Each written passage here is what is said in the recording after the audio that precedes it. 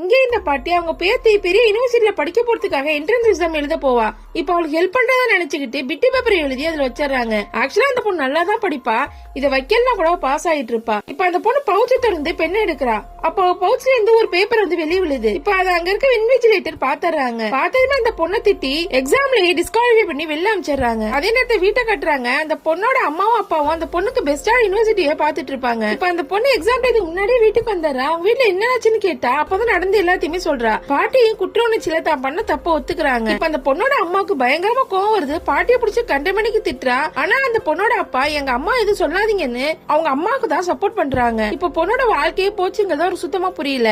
இப்ப இந்த பாட்டி இந்த மாதிரி பண்ணது அந்த அபார்ட்மெண்ட்ல இருக்க எல்லாருக்குமே தெரியுது. உடனே அந்த பாட்டி அந்த அபார்ட்மெண்ட்ல இருக்கவங்க கிட்ட எல்லாம் என் பையன் ஒருத்தன் சம்பாத்தியமே போதும், அவன் சம்பாதிக்கிற காசு வச்சு என்ட்ரன்ஸ் எக்ஸாம் எழுதுனா கூட என் பேத்தி நல்ல காலேஜுக்கு போவான்னு சொல்றா. நீங்க போய் சொல்றீங்க உங்க பையனுக்கு கூட அவ்வளவு சேலரி இல்லன்னு சொல்றாங்க. இப்ப இந்த பாட்டியும் கோவப்பட்டு வீட்டுக்கு வந்தவங்க அவங்க பையன் கிட்ட போயிட்டு உன் சேலரி ஸ்லிப்ப கூட நான் எல்லாத்தையும் காட்டணும்னு சொல்றாங்க. அவங்க பையனும் அதெல்லாம் காட்டக்கூடாதுமா, நான் ரொம்ப ஒரு ரகசியமான ஒரு வேலை செய்யறேன், என் ஆபீஸ்ல யாருக்குமே என் சேலரி தெரியாதுன்னு சொல்றான். அது மட்டும் இல்லாம என் சேலரிய பத்தி யாருக்கிட்டையும் சொல்லாதீங்கன்னு ஸ்ட்ரிக்டா சொல்றான். ஆனா இந்த பாட்டி உங்க பேச்ச கொஞ்சம் கூட மதிக்காம அந்த சேலரி ஸ்லிப்ப போட்டோ எடுத்து அந்த அபார்ட்மெண்டோட கம்யூனிட்டி குரூப்ல போட்டுறாங்க. இப்ப அந்த பாட்டியோட மருமக பார்த்து ஷாக் ஆகி போய் வீட்டுல வந்து சொன்னா இப்ப அந்த பாட்டியோட பையனுக்கு பயங்கரமா கோவம் வருது. அவங்க அம்மா திட்டிட்டு இருப்பான். இப்ப அவனோட வேலையை போயிடுன்னு பார்த்தா இப்ப அந்த கம்பெனியோட ஸ்டாக் டக்குன்னு அதிகமாகுது. அதனால இந்த கம்பெனியோட ஓனர் அவரோட வேலையை எடுக்காம அவருக்கு இன்னும் ஹையர் பொசிஷன் கொடுத்து இன்னும் அதிகமான சேலரி கொடுக்கறாரு. நான் உங்க வீட்டுக்கு நைட்டு டின்னருக்கு வரேன், உங்க அப்பாயின்மெண்ட் லெட்டரே அப்பயே சொல்றாரு. இவனுக்கு ரொம்ப சந்தோஷமா இருக்கு. இந்த வைஃப் கிட்ட என்னோட பாஸ் வராரு, அவருக்கு போர்க்குன்னு ஆகாது, அத மட்டும் சாப்பாடுல ஆட் பண்ணாதுன்னு சொல்றாரு. ஆனா அந்த பாட்டி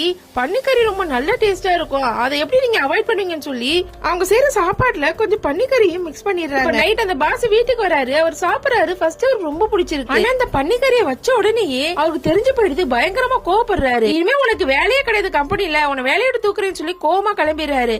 இதனால அந்த பாட்டியோட பையனுக்கு உடம்பு சரியில்லாம போயிடுது. ஹாஸ்பிட்டல்லையும் அட்மிட் பண்ணிடுறாங்க. அங்க வந்து டாக்டர் இவர் 48 மணி நேரத்துக்கு எதுவும் சாப்பிடக்கூடாது, அப்படி சாப்பிட்டா அவரோட உயிருக்கு ஆபத்துன்னு சொல்லிடுறாரு. அந்த பாட்டி யாரெல்லாம் நேரமா பார்த்து கஞ்சி எடுத்துட்டு வந்து அவங்க பையனை சாப்பிடுன்னு சொல்றாங்க. ஃபர்ஸ்ட் அவன் யோசிக்கிறான், நான் டாக்டர்கிட்ட இன்ஃபார்ம் பண்ணிட்டு அவங்க சொன்னதெல்லாம் சாப்பிடுறான்.